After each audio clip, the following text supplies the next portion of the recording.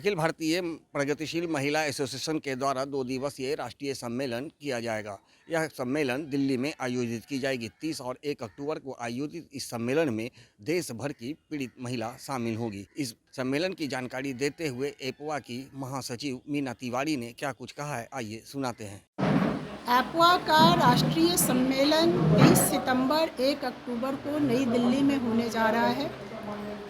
इस सम्मेलन में पूरे देश की महिलाएं बड़ी संख्या में शामिल होंगी। इस सम्मेलन में देश की वो तमाम महिलाओं को हम लोग आमंत्रित कर रहे हैं जिसको मोदी जी ने अपने दमन का शिकार बनाया है। वो चाहे पहलवान महिलाएं हों, वो चाहे शाहीन बाग की लड़ने वाली महिलाएं हों, महिला संस्कृति कर्मी हों, महिला पत्रकार हों, इन तमाम लोगों पर जिसने भी सरकार के खिलाफ बोला, सरकार ने उस पर दमन चलाया। तो महिलाओं के न्याय और अधिकार को लेके जो आंदोलन चल रहा है, उस आंदोलन में जो भी महिलाएं शामिल हैं, वो तमाम महिलाएं इस सम्मेलन में शामिल होंगी।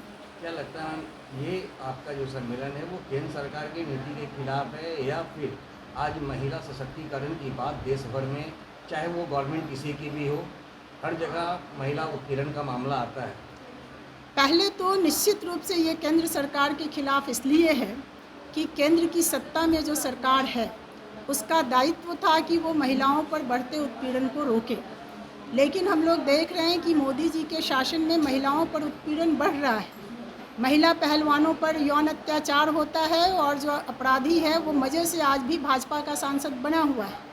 मणिपुर में महिलाओं को नंगा घुमाया जा रहा है और वहाँ के मुख्यमंत्री के खिलाफ मोदी जी कुछ नहीं कर रहे। तो ये जो महिला उत्पीड़न को संरक्षण दे रहे हैं उत्पीड़कों को, उसके खिलाफ हमारी लड़ाई है। बिल्किस बानो का केस हमारे सामने है। इसके साथ साथ जो पूरा पितृसत्तात्मक ढांचा है और जहाँ कहीं इस पितृसत्ता की वजह से महिलाओं पर अत्याचार हो रहा, और कोई सरकार अगर उसके पक्ष में खड़ी होगी, पितृसत्ता के पक्ष में, तो हम उसके खिलाफ बोलेंगे और लड़ेंगे। कई ऐसे मामले देखने को आए थे, अभी बेगूसराय का मामला हो, क्या कई ऐसे मामले महिला उत्पीड़न के हैं, तो ऐसे में क्या नहीं लगता है कि हम महागठबंधन की सरकार है तो यहाँ सरकार को ही पहल करनी चाहिए इस चीज़ पर रोक लगाने के लिए? बिहार में भी महिलाओं पे जहाँ कहीं उत्पीड़न हुआ है इस महागठबंधन की सरकार में भी, वहाँ भी एपवा लगातार आवाज़ उठाया है। एपवा महिलाओं के पक्ष में खड़ा रहा है, वो चाहे समस्तीपुर की घटना हो, वो बेगूसराय की घटना हो, या बिहार में जहाँ कहीं भी हुआ है। और हम लोग कई मामलों में सरकार से लड़ करके महिलाओं के पक्ष में बहुत सारा काम भी हमने करवाया। अपराधियों को हम लोगों ने जेल में भी डलवाया। इसलिए बिहार हो या देश हो, दोनों ही जगह हम महिलाओं के न्याय के लिए खड़े हैं।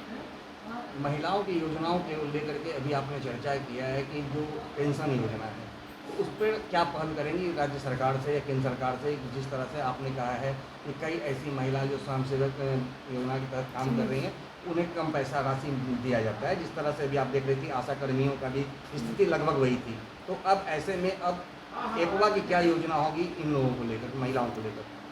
एपवा चाहे वो आशा कर्मी रही हों, चाहे वो रसोइयाँ हों, या जो भी स्कीम वर्कर्स हैं, एपवा ने इन सभी तबके की महिलाओं को संगठित करने का काम किया है, उनको आंदोलन में उतारा है। और आज उनके विभिन्न संगठन भी हम लोग देख रहे हैं कि उनके बीच संगठन खड़ा हो रहा है। इस तरीके का जहाँ कहीं भी महिलाओं का समूह है, चाहे वो स्वयं सहायता समूह की महिलाएं हों, चाहे वो मनरेगा में काम करने वाली महिलाएं हों, बड़ी संख्या में आज औरतें घरेलू दाई का काम कर रही हैं, या फिर वो ऑफिस में काम करने वाली सफ़ेदपोश महिलाएं भी क्यों ना हो, महिलाओं के ऊपर जो कुछ भी अत्याचार है उसके खिलाफ हम महिलाओं को संगठित कर रहे हैं, उनका आंदोलन हम खड़ा कर रहे हैं। जैसा कि आपने सुना कि मीना तिवारी का साफ कहना है कि केंद्र सरकार की नीतियों के खिलाफ आज देश भर में महिला उत्पीड़न के मामले में काफ़ी इजाफा हुआ है और इसे सरकार के द्वारा संरक्षण दिया जा रहा है, जिसके खिलाफ आज देश भर की वैसी पीड़ित महिला जो कि किसी न किसी कारणवश से शिकार हुई हैं, वो सभी को इसमें शामिल किया जाएगा और केंद्र एवं राज्य सरकार के खिलाफ महिला सशक्तिकरण की दावे करने की बात को सामने उजागर करेगी और सरकार से महिला सशक्तिकरण पर काम करने की अपील करेगी। कैमरा पर्सन ऋतिक के साथ ज्ञानेंद्र वर्मा, दर्शन न्यूज, पटना।